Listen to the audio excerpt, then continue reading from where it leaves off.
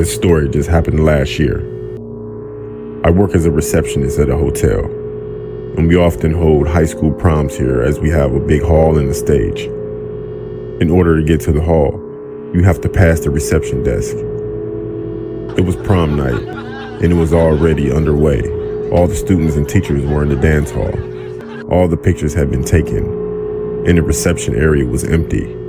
At some point during the evening, someone approached the reception desk. I looked up to see a tall man standing there.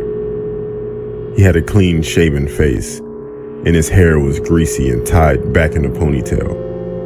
He was also wearing a suit that was pretty old, and it was also dirty, along with some Adidas shoes. His eyes were wide open, and he said, "I'm here for the prom." At first, I thought he was kidding, but he looked dead serious. He accidentally said porn, then he said prom.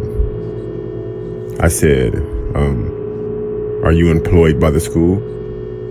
He said, "No, I'm a student here."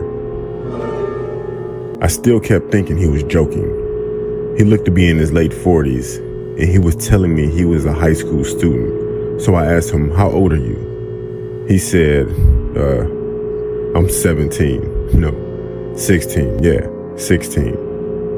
At this point, I thought he was on drugs or something. I said, "I'm sorry, but you don't look 16 at all." He just stared at me, not saying a word, with his eyes wide, staring right at me. He then leaned over to me and said, "I'll make you a deal. I have a big blade in my pocket.